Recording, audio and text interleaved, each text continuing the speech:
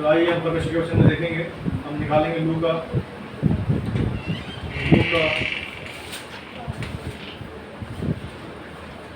निकालेंगे सर। लूका उसका नोट क्या है,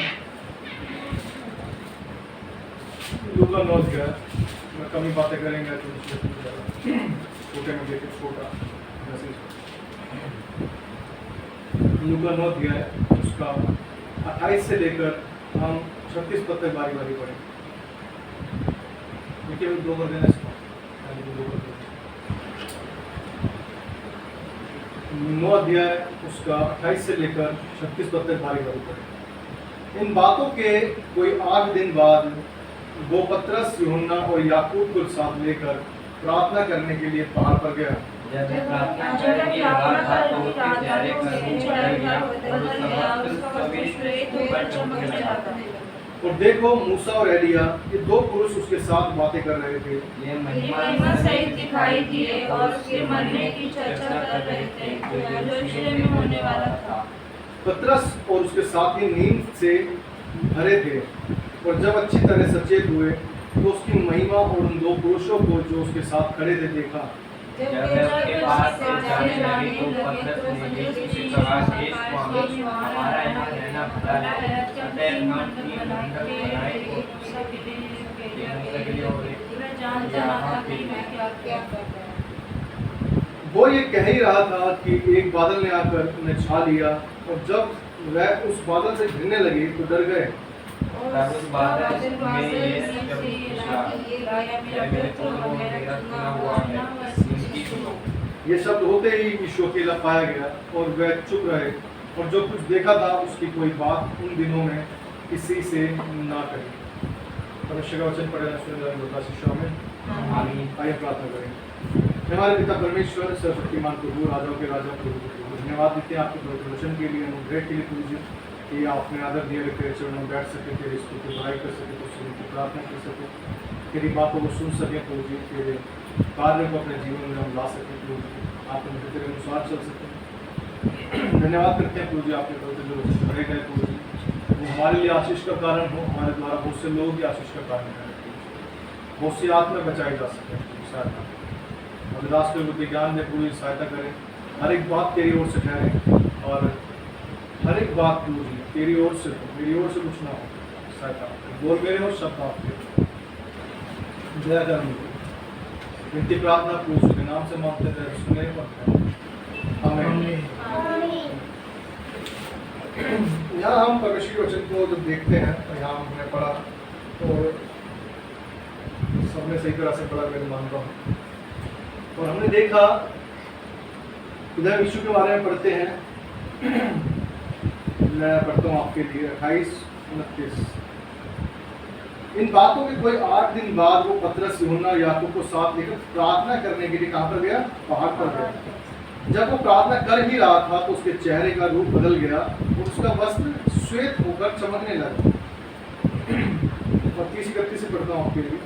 वो देखो मूसा और एलिया ये दो पुरुष उसके साथ बातें कर रहे थे, ये महिमा सहित दिखाई दिए और उसके मरने की चर्चा कर रहे थे जो यरूशलेम में होने वाला था। यहाँ परमेश्वर वचन में देखते हैं कि यीशु मसीह क्या है? प्रार्थना करने गया है अपने कुछ चेलों को लेकर और पहाड़ पर प्रार्थना करने गया है, अकेले में प्रार्थना करने गया है ना। हम बहुत बार प्रार्थना करते हैं कैसे? यहाँ पर टीवी चल रहा होता है, यहाँ पर कुछ चल रहा होता है, उसके बाद क्या है, बहुत बार फैमिली वाले भी चीज़ों कहते हैं कोई नहीं यहीं पे पढ़ ले, कोई बात नहीं, चलने दें। क्या हम अलग होना नहीं चाहते है ना, अलग होना नहीं चाहते, मतलब वहीं पे बैठ के चलो कोई नहीं, फॉर्मेलिटी पढ़नी है बाइबल तो पढ़कर रख देना है ना, पढ़ना है प्रार्थना कर ली ठीक है, लगे उधर होता है। चलो ये मानता हूँ मैं, बहुत बार बच्चे ऐसे, बहुत से बच्चे ऐसे होते हैं जो एग्ज़ाम देने जाते हैं। और एग्ज़ाम कैसे देने जाते हैं? टीवी चल रहा है, कुछ भी चल रहा है, अपना पढ़ते हैं, कोई बात नहीं, उनको टीवी से कोई लेने देना नहीं होता, पढ़ते हैं, उनको याद हो भी जाता है। मेरे साथ भी ऐसा होता था वैसे, मैं इसलिए कह रहा हूँ क्योंकि चाहे घर में कुछ भी चल रहा होता था, कुछ भी कर रहे हैं, शोर हो रहा है, कुछ लेना देना नहीं, जो पढ़ना है बस पढ़ लिया और याद हो जाता था। बड़े होते होते थोड़ा ऐसा हो गया कि अब याद जल्दी से नहीं होता क्योंकि बहुत सी चीज़ें होती हैं माइंड में। लेकिन मैं इसलिए कह रहा हूँ क्योंकि मेरे साथ हुआ है, इसलिए जानता हूँ कि हाँ लोग पढ़ लेते हैं, हो जाता है, लेकिन परमेश्वर के साथ बैठने के लिए, परमेश्वर की आवाज़ को सुनने के लिए उसके साथ बैठना, उसके शांति में बैठना जरूरी है। मैंने बहुत बार इस चीज़ का एग्जाम्पल दिया है कि डीजे चल रहा हो और साथ में कोई आवाज़ मार रहा हो, हमें नहीं सुनाई देगा, है ना। जब हम दुनियावी चीज़ों में रहते हैं, जब पढ़ भी रहे होते हैं, मैं बता दूँ आपको इस चीज़ के लिए, पढ़ तो जरूर रहते होते हैं हम, याद भी होता है हमें, लेकिन साथ में वो गाने चल रहे होते हैं डीजे, वो भी हमें चल रहे होते हैं दिमाग में, मुझे भी गा रहे होते हैं वो भी। लेकिन जब परमेश्वर की आवाज़ सुननी है तो हमें अलग जाना होगा उसकी आवाज़ को सुनने के लिए, संसार से अलग होना पड़ेगा। कहने का मतलब ये नहीं कि बच्चों को भाग कर कहीं वो चले जाए कि चलो बच्चों ने खून पी रखा है मेरा, छोड़ दो इनको, कहीं मैं जाके बैठूंगा मैं। लेकिन अपना समय हमें निकालना होगा, है ना, समय निकालना होगा। यीशु मसीह भी पूरे समय पर प्रचार करता रहता था, लोगों के साथ बैठा रहता था, उन्हें परमेश्वर के बारे में बताता था, परमेश्वर के राज्य के बारे में बताता था। लेकिन कुछ समय ऐसा था जिस समय पर उसे प्रार्थना करनी है, वो अलग होता था। और यहाँ पर जब हम देखते हैं परमेश्वर के वचन में, तो लिखा है उसका रूप क्या है, बदल गया, और जिसके वस्त्र थे क्या है, श्वेत हो गए, सफेद हो गए। हालेलुया। देखिए कितना अद्भुत बात है कि परमेश्वर से यीशु मसीह किस तरह से प्रार्थना कर रहा है, और एलिया और मूसा क्या है उसके सामने प्रकट हुए हैं। इतनी अद्भुत बात है कि वो प्रार्थना करने गया और मूसा और एलिया आ गए, और उसका रूप बदल गया, और क्या है, कपड़े श्वेत हो गए। हालेलुया। हमारे कपड़े कैसे भी थे, लेकिन आज कैसे हो गए, श्वेत, चमक रहे हैं। जब मूसा पहाड़ से उतरा परमेश्वर से मिलकर, तो वो इतना चमक रहा था, इतनी रोशनी थी उसके चेहरे पर कि जो लोग नीचे थे, इसराइली लोग, वो उसको देख नहीं पा रहे थे। हालेलुया। परमेश्वर दिखाना चाहता है, जब आपके अंदर परमेश्वर हो, परमेश्वर की बातें हो, परमेश्वर का अनुग्रह हो, परमेश्वर की शक्ति आप में हो, तो आपको लोग देख नहीं पाएंगे यदि वो गलत होंगे। वो आप कुछ चमक से सीखने पाएंगे कि इसके अंदर कुछ अलौकिक है, इसके अंदर कुछ है जो हमसे अलग है। यहाँ पर जब यीशु मसीह प्रार्थना करने गया, प्रार्थना का मतलब क्या होता है, ज्यादा लोग क्या समझते हैं, प्रार्थना करना क्या होता है, प्रार्थना क्या है,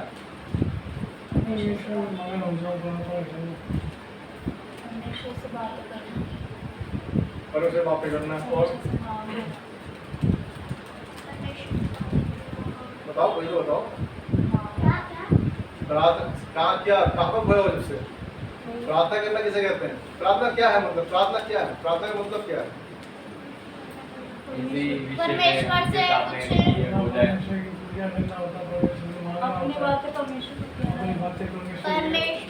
कहने का कुल मिलाकर कि कुछ हमें मांगना है उससे, किसी क्लियरिटी चाहिए तो उससे प्रार्थना करते हैं ना, मांगना एक तरह से, है ना। यहाँ पर यीशु मसीह ने जब प्रार्थना करने गया तो यहाँ पे क्या लिखा है कि वो उसकी मृत्यु के बारे में क्या है विचार कर रहे थे, जब उसका जो क्या है होना है, जो यरूशलेम में होने वाला था, क्या किया परमेश्वर ने हमारे लिए जान दी अपनी, है ना। यह लिखा है ये 31 पद में, ये महिमा सही दिखाई दी और उसके मरने की चर्चा कर रहे थे। क्या लिखा है, उसके मरने की चर्चा कर रहे थे जो यरूशलेम में होने वाला था। कितने लोग हैं आज जो हम प्रार्थना करते हैं इस तरह से, अब बहुत से लोग हैं, कहीं बीमार हो जाए कोई तो क्या कहता है, ये प्रभु हमें ठीक करना, ये कहते हैं ना, मुझे ठीक कर, ये कर, सब कुछ ठीक, सब ठीक कराने के लिए ही है ना। कोई तो ये नहीं कह सकता, शायद मैं भी होऊंगा, मैं भी ये नहीं कहूँगा कि परमेश्वर मुझे बीमार रहने दे ना, अभी बोलेगा बीमारी से ठीक होने दे। लेकिन यहाँ पर जब हम इसको देखते हैं वचन को, तो मरने की बात चल रही है, किसी चीज के लिए मरने की, कि हाँ ऐसा होने वाला है और इस तरह से यीशु मसीह जाएगा और हमारे लिए, हमारे जाति के लिए क्रूस पर बलिदान होगा ताकि मनुष्य जाति बचाई जा सके, तो उस पर विश्वास करें। कोई है जो अपनी बीमारियों के लिए परमेश्वर से कहता है कि परमेश्वर मुझे इस बीमारी में अपनी सामर्थ दे ताकि मैं संभल सकूं, मैं चल सकूं। हर कोई क्या चाहता है, ठीक होना चाहता है, लेकिन परमेश्वर बहुत बार हमें कुछ चीज़ ऐसी देता है, कुछ बीमारी हमारी ऐसी होती है जो परमेश्वर की महिमा के लिए, परमेश्वर चाहता है कि हम उसमें भी रहकर क्या करें, परमेश्वर के नाम को महिमा दें। हर बीमारी ठीक हो सकती है, परमेश्वर कुछ कर सकता है। ऐसा नहीं कि सारी बीमारी आपके पास हमेशा रहेंगी। कुछ बीमारी होता है, हो सकता है शायद कुछ टाइम के लिए, लेकिन परमेश्वर आपको देख रहा है कि शायद ठीक होगा, नहीं तो शायद कितने गलत बोलेगा, क्या बोलेगा, देखते हैं। हम देखते हैं अय्यूब के जीवन में, है ना, अय्यूब के जीवन में पढ़ेंगे, आइए हम पढ़ते हैं। अय्यूब निकालेंगे, अय्यूब उसका दूसरा अध्याय,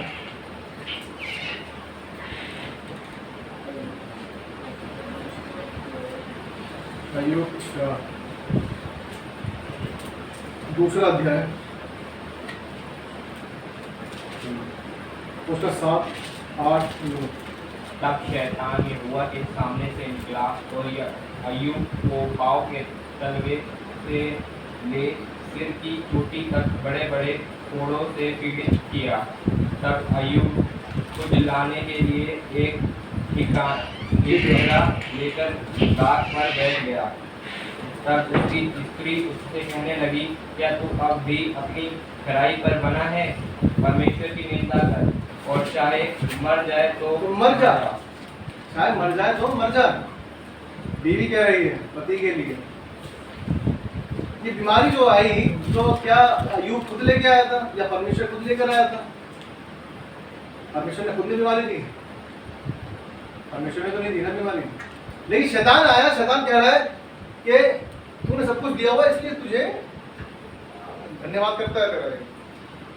तो हो सकता है शायद हमारे अंदर शायद कोई ऐसी अच्छी बात लगती हो, शैतान हमसे परेशान होता हो, है ना, शैतान हमसे परेशान होता हो, तभी वो हमें परेशान करता हो। वहाँ पर जिसे शैतान से जिसे क्या कहना चाहिए, इस तरह से जो काम शैतान कर रहा है ऑलरेडी इंसान, शैतान उससे परेशान नहीं होगा यार। शैतान किससे परेशान होगा? जो परमेश्वर का काम कर रहा होगा। अय्यूब को परेशान करने आया है शैतान। क्यों? क्योंकि परमेश्वर ने पूछ लिया, देखा तूने कैसा खड़ा है मनुष्य, ऐसा मनुष्य देखा तूने नहीं? और शैतान का बस एक लक्ष्य है, तू मुझे हाथ में दे तो मैं इसको तोड़ मरपड़ दूं। और अय्यूब को उसने परेशान किया, क्या लिखा? फोड़े दिए। कितने सिर्फ हाथ तक फोड़े हैं? सर के चोटी तक, तलवे तक फोड़े दिए हैं। याद रखिएगा, ये बीमारी ऐसी नहीं है कि वो जाएगी नहीं। परमेश्वर सब कुछ ठीक कर सकता है ना। मैं कहने का मतलब मेरा क्या है, बीमारी आई है, चली जाएगी, लेकिन हम उसमें कितना स्थिर रहते हैं ये मैटर करता है। यीशु मसीह प्रार्थना करने गया और मूसा एलिया क्या कह रहे हैं, उसके मरने के विषय बात कर रहे हैं कि वो किस तरह से होगा। तो यीशु मसीह मानता हूँ, यीशु मसीह भी क्या कहता होगा, जब हमने प्रार्थना में सुनते हैं वो बात, यीशु मसीह कहता है कि यदि तू ये प्याला हटाना चाहे मेरे सामने से, कटोरा हटाना चाहे मेरे सामने से, तो हट सकता है, लेकिन मेरी नहीं तेरी इच्छा पूरी। बीमारियां हमारे पास हो सकती है, परमेश्वर हटा सकता है, कोई बड़ी बात नहीं। लेकिन यदि शैतान चाहता है हमें चेक करना कि हम परमेश्वर के साथ में हैं, किसके साथ में, तो परमेश्वर की जीत होनी चाहिए, है ना, परमेश्वर की जीत होनी चाहिए। यीशु मसीह भी प्रार्थना करता है, उसका रूप बदल गया। कितनी तगड़ी प्रार्थना होगी, सोच सकते हैं आप, कितनी पावरफुल प्रेयर होगी कि उसका रूप बदल गया, उसका जो कपड़े थे वो श्वेत रंग के हो गए। हालेलुया। हमारी प्रार्थना तो ऐसी होती भी नहीं, है ना। क्या हमने कभी अपने आप को फील किया है कि किसी ने देखा है, तो देखते हो कहा हो कि भाई जब तू प्रार्थना कर रहा तो तेरे कपड़े इस तरह से चमकदार हो रहे हैं? कभी कहा कि तेरा रूप बदला सा दिख रहा था? कुछ कभी कहा ऐसा? इतने पावरफुल नहीं है, फिर भी क्या है, इतने पावरफुल नहीं है, फिर भी परमेश्वर हमें हर चीज में क्या है, संभालता है। यीशु मसीह को पता था कि मुझे ये जो मृत्यु है इस तरह से करके जाकर उस क्रूस पर चढ़ना है, अपने प्राण को त्यागना है। परमेश्वर क्या मांग रहा है उसके लिए? यीशु मसीह क्या मांग रहे हैं? परमेश्वर से प्रार्थना कर रहा है कि वो भी सामर्थ चाहता है, वो भी सामर्थ चाहता है। वो मनुष्य रूप में आया, कोई परमेश्वर के रूप में नहीं आया, याद रखिएगा। वो परमेश्वर का रूप, परमेश्वर की पावर लेकर नहीं आया, मनुष्य रूप लेकर आया, मनुष्य की सामर्थ के साथ आया। जब मनुष्य हमें, वैसे वो मनुष्य है। उसने इसलिए कहा तुम मुझसे बड़े बड़े काम करोगे, जब मैं सह सकता हूँ तुम भी सह सकते हो। अगर वो मनुष्य के पावर में ना होता वो परमेश्वर की पावर में होता तो वो हमें नहीं कहता। उसे पता कि मैं परमेश्वर की सामर्थ्य में हूँ, परमेश्वर की शक्ति में हूँ, तो ये कैसे सह सकते हैं। लेकिन उसे पता था कि मैं भी मनुष्य पुत्र हूँ, तो मैंने सहा है तो ये भी सह सकते हैं। यहाँ अय्यूब के जीवन में जो देखते हैं, यहाँ पे फोड़े हो गए हैं, तलवे से लेकर सर की चोटी तक हो चुके हैं। और आगे पीढ़ी उसकी कहती है कि क्या तू अब भी परमेश्वर को ही महिमा देगा क्या? क्या अब भी उसका इनकार नहीं करेगा क्या? बोल रही है, लास्ट लाइन लिखती है, परमेश्वर की निंदा कर और चाहे मर जाए तो मर जा। आगे मैं आपके लिए पद पढ़ता हूं, उस पर लिखता है में। उसने उससे कहा, तू एक मूढ़ स्त्री की सी बातें करती है, क्या हम जो परमेश्वर के हाथ से सुख लेते हैं दुख ना लें? देखिए कितनी अद्भुत बात है। फोड़े हो गए हैं सर से लेकर तलवे तक। एक फिर भी कितनी बड़ी बात कह रहा है अय्यूब कि जो सुख लेते हैं क्या दुख ना ले। इन सब बातों में भी अय्यूब ने अपने मुंह से कोई पाप नहीं किया। हालेलुया। क्या हम थोड़ी सी परेशानी आते ही परमेश्वर की ओर निंदा करने लगते हैं? क्या हम परमेश्वर को बुरा कहने लगते हैं? जीवन है तो बीमारियां, देखो सीधी सी बात है, हम जानते हैं कितनी बढ़िया चीजें खा रहे हैं आजकल, है ना? सब चीजें मिलावटी हैं, तो परमेश्वर हमें बचाता है चीजों से, वो एक अलग बात है। धूप है, पेड़ हम लगा नहीं रहे, एसी लगाए जा रहे हैं तो गर्मी होगी, सीधी सी बात है। जितने लोग नहीं है घर में, उतनी गाड़ियां हैं घरों के अंदर, एक कार है तो एक मेड जा रहा है। क्या इतना पोल्यूशन है, इतनी एसियां हैं जो इतनी गर्मियां करती हैं, जिसकी वजह से क्या है 50 डिग्री तक क्या है टेम्परेचर पहुंच चुका है। और जब बाहर निकलते तो कितना मजा आता है ना, अच्छा लगता है ना। लेकिन परमेश्वर हमें उससे भी प्रोटेक्ट करता है, हमारी रक्षा करता है, संभालता है हमें। हम अपनी प्रार्थनाओं में रखें कि परमेश्वर हमें सामर्थ्य दे हर चीज से क्या है लड़ने की, हर चीज से संभलने की। बीमारियां आना मतलब ये नहीं कि बीमारियां आ गई तो इसका मतलब ये है कि परमेश्वर हमारे साथ में नहीं है। परमेश्वर हमारे साथ में शायद हम जानेंगे, अगर हमें पता है कि हम अच्छा चलते हैं, अच्छा सही रहते हैं, परमेश्वर के अनुग्रह से चलते हैं, परमेश्वर के अनुसार चलते हैं, और फिर भी हमारे साथ कुछ दिक्कत होती है, तो इसका मतलब ये है कि शैतान को आपसे तकलीफ हो रही है। याद रखिएगा, शैतान को आपसे तकलीफ हो रही है, इसलिए वो चाहता है कि वो आपसे कुछ बुरा निकलवाए। किसके लिए? परमेश्वर के लिए। यदि बीवी ये बात कहे कि परमेश्वर की निंदा करो और चाहे मर जा, कैसा लगेगा? हम देखते हैं, आइए हम देखेंगे, मती निकालेंगे, मती उसका 7 अध्याय, मती 7 अध्याय उसका 13 और 16 पर। सफेद फाटक से प्रवेश करो, क्योंकि चौड़ा है वह फाटक और सरल है, वह मार्ग जो विनाश को पहुंचाता है, और बहुत से हैं जो उस से प्रवेश करते हैं। क्योंकि सफेद है वह फाटक और कठिन है वह मार्ग जो जीवन को पहुंचाता है, और थोड़े हैं जो उसे पाते हैं। थोड़े हैं जो उसे पाते हैं। आप सोच सकते हैं कितनी गहराई की बात यहाँ पर लिखा है। देखो, एक चौड़ा मार्ग जो है वो आपको कहाँ पहुँचाता है? विनाश की ओर ले जाता है। याद रखिएगा, जहाँ पे आपको कहीं चिंता परेशानी दिक्कत नहीं आ रही है, कोई जब सब कुछ सीधा सीधा चलता जा रहा है, पैसे ही पैसा है, कोई उठने की दिक्कत नहीं, बैठने की दिक्कत नहीं, पैसों से भरे पड़े हैं, तो इसका मतलब हुआ कि आपके रास्ते में कोई भी ऐसी परेशानी नहीं है। इसका मतलब क्योंकि आप शैतान के काम कर रहे हैं। याद रखिए, जो भी बड़े बड़े लोग, बहुत से बड़े लोग हैं जिनके पास ना तो बोलने की तमीज है, मैंने देखा है, और बॉलीवुड ले लो, हॉलीवुड ले लो, टॉलीवुड ले लो, कोई भी बॉलीवुड ले लो, उनके तो पैसे ही पैसा, दुनिया भर के पैसा है, उनके पास चिंता नहीं है, परेशानी नहीं है इस चीज़ की। लेकिन सिर्फ चिंता किस चीज़ की है? पैसा कहाँ से आएगा? पैसा, बस पैसा होना चाहिए, बस उनको चाहिए पैसा, चाहे उसके लिए उन्हें कुछ भी करना पड़े, कुछ गलत करना पड़े, कोई फर्क नहीं पड़ता। कल यदि हम देखें एक तरह से, हम लोग जो पर्स खरीदते हैं, कितने लोग पर्स खरीदते हैं? लेडीज पर्स तो लोग खरीदते होंगे। बंदा ज़्यादा खरीद लेगा 200 300 400 500 1000, है ना, इससे ज़्यादा खरीद इतने तक ले जाएंगे, ज़्यादा इससे ज़्यादा मुझे लगता नहीं लेके जाएंगे ऊपर, जो हम अगर फैमिली के देखें अपने फैमिली का। लेकिन कल मेरे ऑफिस में बंदा वो दिखाता है, एक फोटो दिखाता होता है, क्या मोरू फोटो देख, क्या पर्स कितने का पर्स है, देख कितने का, 52 लाख रुपए, कितने का, 52 लाख का। वो बोलता है क्या नाम है, ये 200 रुपये का पर्स है और 52 लाख का पर्स टांगा हुआ है। आप सोच सकते हो 52 लाख के बाद अगर हम सोचेंगे हमारे पास हो तो हम ये कर ले, हम ये कर ले, वो कर ले, लेकिन वो छोटा सा पर्स लेके घूम रहे हैं, इसलिए उनके पास पैसा ही पैसा है, क्योंकि शैतान ने उनको बंद कर रखा है, उनकी आंखों को बंद कर रखा है। उनके जो मार्ग है वो खुले हुए हैं, कोई दिक्कत नहीं है, पैसा ही पैसा है, कोई दिक्कत नहीं भाई, कोई टेंशन की बात नहीं। शैतान को उनसे फर्क नहीं पड़ता, क्योंकि काम ऑलरेडी शैतान की काम कर रहे हैं। फर्क किससे पड़ेगा, फर्क किससे पड़ेगा, जो परमेश्वर का काम कर रहा है, शैतान उसको परेशान कर देगा। एक सच्ची गवाही है, मुझे भी किसी ने बताई थी, और हैदराबाद की बात है। हैदराबाद में लड़की थी, उसने पढ़ाई की अपनी और अच्छा खासा, जहाँ पे जॉब करती थी वहाँ पर भी क्या है, यीशु मसीह को मानते थे, क्रिश्चियन थे, क्रिश्चियन फैमिली। लेकिन क्या करते थे वो एक उनके पास वो नहीं था, क्या नाम है, पता कि आशीष जीवन होता है कि पैसा है तो अच्छा चल रहा है, सब कुछ नहीं चल रहा है, सब कुछ है। तो ऐसे किसी ने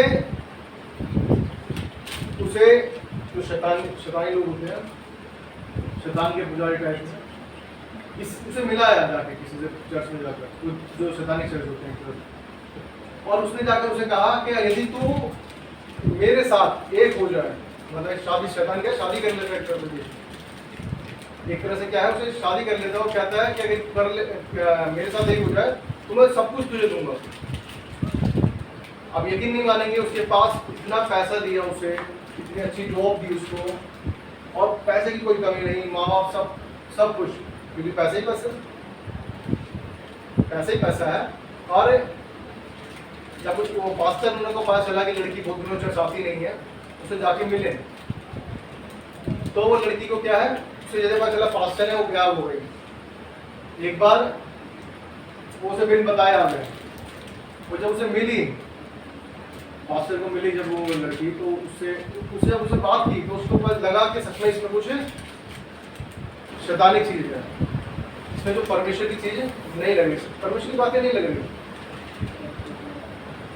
अब शैतान का जो कॉन्ट्रैक्ट है, मैंने बहुत से यूट्यूब से सुना है, और मैंने ये सच्ची गवाही भी सुनी किसी की। ये कॉन्ट्रैक्ट है कि एक तरह से अगर आप उसके साथ नहीं चलोगे तो वो क्या करेगा, तुमसे तुम्हारी जान ले लेगा। नहीं, जान देना क्या है तो हमारे हाथ में ही, परमेश्वर ही ले सकता है, याद रखिए।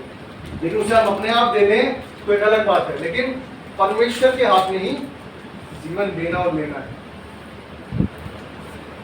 उस लड़की ने क्या करा, जब उसे पता चला कि हाँ ये इस तरह से प्रार्थना कर रहे हैं, मुझे बुला रहे हैं, तो शैतान को पता है कि अब ये वापस जाएगी तो क्या है, वो प्रार्थना करेंगे और ये ठीक होगी, ये चीज होगी, तो इसको क्या है, इस आत्मा को क्या करना है, खत्म करना है।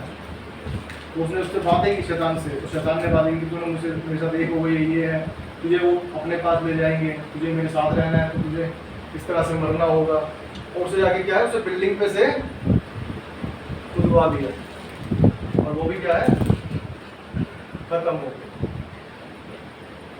जब परमेश्वर के साथ नहीं रहते तो क्या होता है,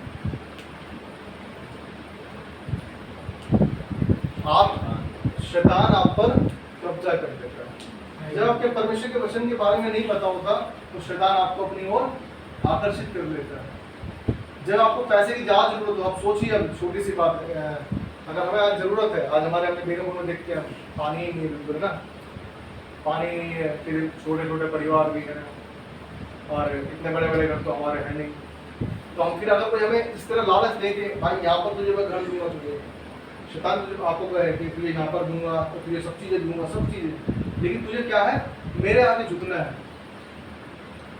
बहुत से ऐसे लोग होंगे जो विश्वास में शायद कमजोर हो, जो विश्वास में नए हो, वो क्या करेंगे, उसकी ओर फिर जाएंगे। याद रखिएगा, यीशु मसीह तक वो भी शैतान ने नहीं छोड़ा। शैतान ने कहा तू मेरे सामने झुके तो मैं तुझे, ये जितना तुझे दिख रहा है संसार के अंदर, ये सब मैं तुझे दे दूंगा। सोच सकते हैं, शैतान ने यीशु मसीह तक को भी नहीं छोड़ा। यहाँ आज हमें जरूरत है कि हम प्रार्थनाओं में मांगे परमेश्वर से कि परमेश्वर जिस अवस्था में हम हैं, जिस सिचुएशन में हम हैं, हम तेरे लिए विश्वास योग्य रहें। जो तूने हमारे जीवन से कार्य रखे हैं उन कार्यों को हम विश्वास के साथ पूरा कर सकें। याद रखिएगा, बहुत जरूरी है आज ये बहुत जरूरी है। आज शैतान जो है बड़ी जल्दी अपनी ओर अट्रैक्ट कर लेता है। आज कितने लोग क्या ये नहीं कहते कि महंगाई नहीं, ये महंगाई नहीं है, दुनिया की महंगाई है। और जिसके पास बच्चे हैं उनकी वो महंगाई है, स्टडी की, ट्यूशन्स की, बुक्स लानी है, स्टेशनरी, जितनी भी बाकी चीजें हैं, और घर में तुम्हारे कपड़े लत्ते सब कुछ, और घर में गर्मी है तो एसी लगा रखी है तो एसी का बिल है, एसी की सर्विसेज है, क्या खर्चे हैं। और खर्चे अगर देखें तो खर्चे इतने बैठ जाएंगे जितनी हमारी सैलरी नहीं है उससे ज्यादा ऊपर खर्चे आते हैं। अगर शैतान चाहे तो हम कहें कि शैतान चल हम तेरे साथ चलते हैं, सब कुछ तुम्हें दे देगा। याद रखिएगा, जितना तुम मांग रहे हो उससे डबल दे देगा। तो पकड़ो, जाओ आराम से लो। लेकिन जब परमेश्वर के साथ चलते हैं तो परमेश्वर ने लिखा है, जब देखते हैं मार्ग में 14 पढ़ते हैं, क्योंकि सकेत वो है वो फाटक और कठिन है वो मार्ग। याद रखिएगा, कठिन है। ये ना सोचे कि आराम से चले जाएंगे, गए बाहर से क्या पकड़ी या अपनी कार निकाले, ड्राइवर ने उठाया और निकल ली लेकर। बहुत जरूरी है इस चीज के लिए समझना। कठिन है, इजी नहीं है। सकेत है वो फाटक, वो कठिन है वो मार्ग जो जीवन को पहुंचाता है। जीवन को पहुंचाने वाला मार्ग आपके लिए कठिन होता है। याद रखिएगा, आप भी जब पानी लेने जाते हैं, एग्जांपल के लिए मान लीजिए पानी नहीं आ रहा, मैंने एक वीडियो देखी थी, वो बेचारे लोग क्या है कुएं में से पानी निकाल रहे हैं, और कुआं कैसा है, सूखा पड़ा है, हल्का हल्का पानी पड़ा हुआ, उसमें बाल्टी में डाल रहे हैं, वो गंदा मैला पानी इतना आ रहा है, उससे वो निकाल रहे हैं और निकाल कर उस गांव तक लेकर जा रहे हैं, 1 किलोमीटर तक लेके जा रहे हैं अपने कंधे पर रखकर। और पानी कैसा, बिल्कुल मैला। सुबह 5 बजे उठ के जाते हैं गाँव में, ऐसी जगह रहती है, शाम को 6 बजे आते हैं, क्या सिर्फ 2 टोकरियाँ लेके आते हैं पानी। 2 टोकरियाँ, बताइए। कई जगह पे वहाँ पे पानी बिकता भी है। मतलब पानी है नहीं, उसका मतलब पानी खरीदना पड़ेगा आपको। आप सोच सकते हैं कितना कठिन है जीवन को जीना, कितना कठिन है। और लोग लेकिन फिर भी जीते हैं। सोचिए, वो पानी लेकर आ रहे हैं, हमारे पास तो पानी यहीं पर आया था घर पर। 5 बजे गई सुबह, शाम को 6 बजे, सुबह 5 बजे शाम को 6 बजे आ रहे हैं, मतलब 12 घंटे 11-12 घंटे बाद इंसान कोई अपने घर पर आ रहा है। इतनी खतरनाक बात है। सोचिए, सिर्फ 2 टोकरी पानी लेकर बता रहे हैं चुकी भाई, 2 टोकरी पानी कितना होता है, 15-20 लीटर। 15 किलोमीटर तो कितना पानी लेगी, चलते चलते बंदा परेशान हो जाए। 15 किलोमीटर कम नहीं होता। याद रखिएगा, जो लाता नहीं है वो उससे खरीद लेता है, कंपनी वाले वो खरीद लेगा। अभी भी भर रहे हैं जगह। डालो।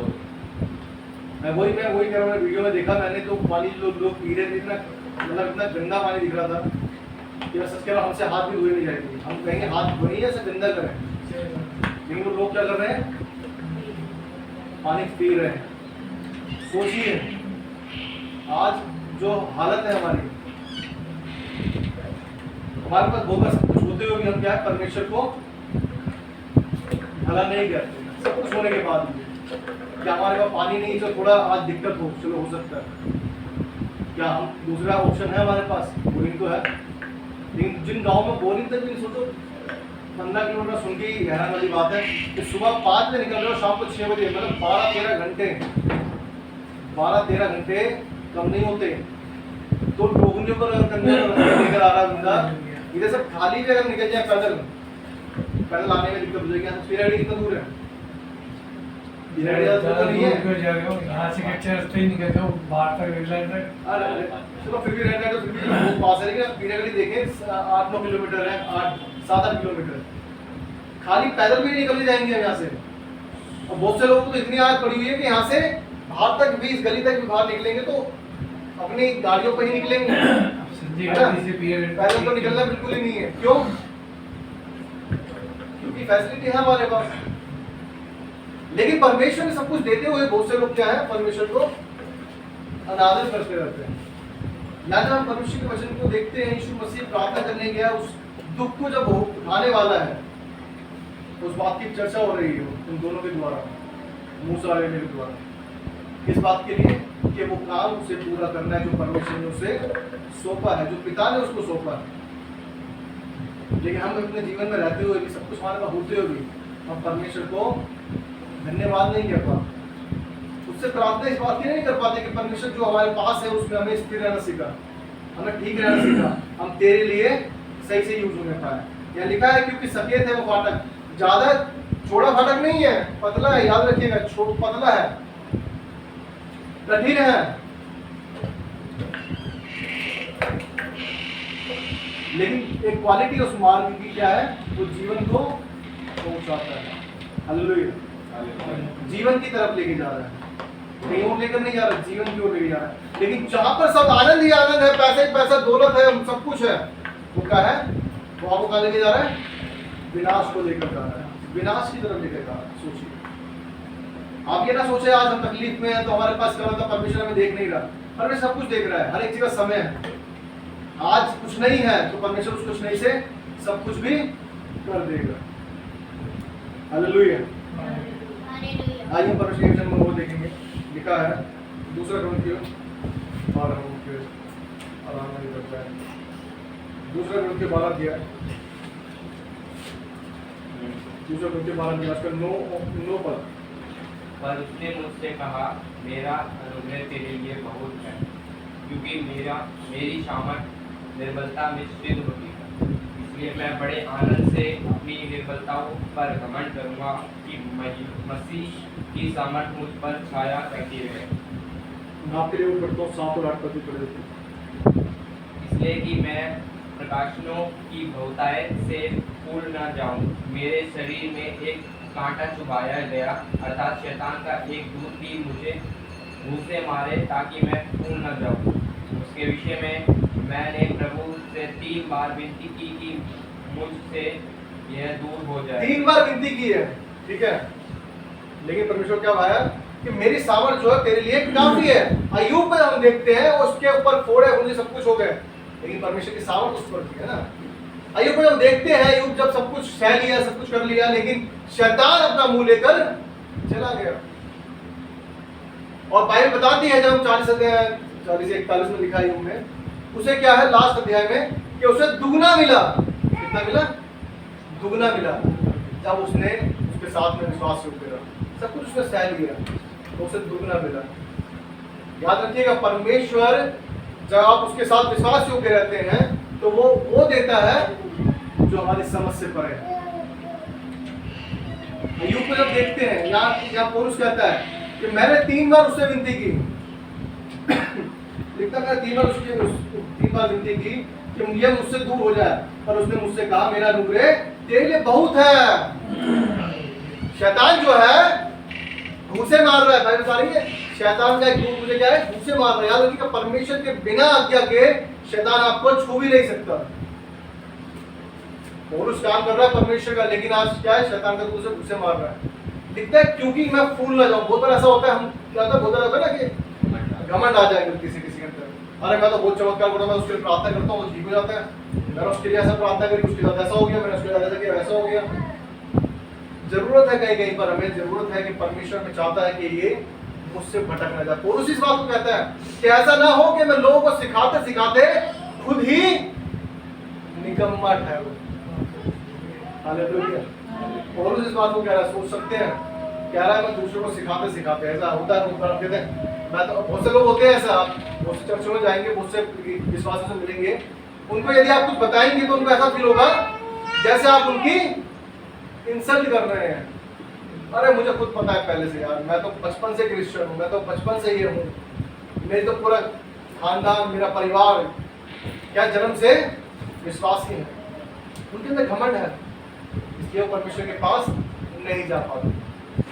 याद रखिएगा, जरूरत है हमें, जैसा यीशु मसीह कह रहा है, प्रार्थना कर रहा है, उसको सामर्थ मांग रहा है उसके लिए कि हाँ मेरे साथ जो होने वाला है, जिस कार्य को मैं पूरा करने वाला हूँ, कि परमेश्वर मैं उस काम को तेरी सामर्थ के साथ में कर सकूं। यहाँ पौलुस कहता है, जब हम इस पद को पढ़ते हैं कि उसने मुझसे कहा मेरा अनुग्रह तेरे लिए बहुत है, क्योंकि मेरी सामर्थ निर्बलता में सिद्ध होती है। जब हम निर्बल होते हैं तभी परमेश्वर अपनी सामर्थ को हम पर प्रकट करता है।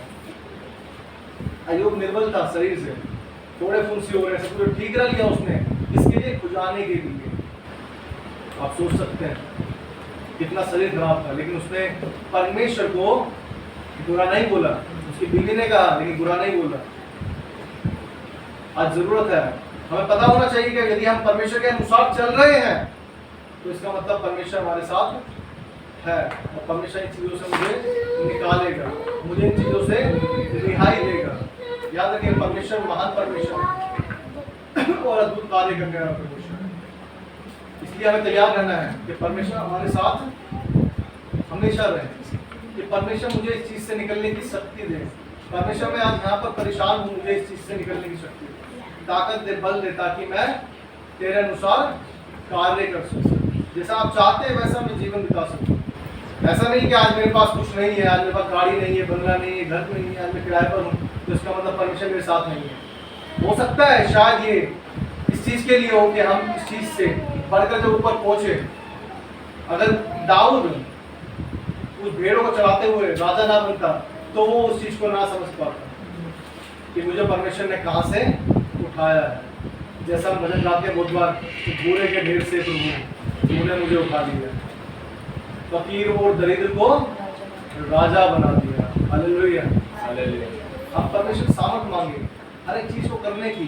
प्रार्थना करना अच्छी बात है, लेकिन हमेशा सिर्फ मुझे गाड़ी दे दे, बंगला दे दे, अच्छी जॉब दे दे, बैंक बैलेंस दे दे, अच्छी पढ़ाई दे दे, अच्छी ये कर दे, सब अच्छी बात है, लेकिन सामर्थ मांगना हमें जरूरत है कि परमेश्वर जो कार्य के लिए आपने मुझे इस दुनिया में भेजा है उस कार्य को मैं कर सकूं। क्या करूं? उस कार्य को मैं पूरा कर सकूं जो आपने मुझे सौंपा है। इसलिए हमें देखना है कि जहाँ पर भी हम यदि कहीं परेशानी में, दिक्कत में, हमारे सामने बहुत सारी चिंता है, हम परमेश्वर के हाथों में छोड़े, परमेश्वर से कहें कि परमेश्वर तू मुझे हर एक बात में सामर्थ दे, हमें इसमें से निकालने की शक्ति दे, क्योंकि परमेश्वर वचन बताता है उसकी सामर्थ निर्बलता में सिद्ध होती है। परमेश्वर वचन पढ़े जाने, सुने जाने बहुत आशीष हो। आमीन। आमीन। हमारा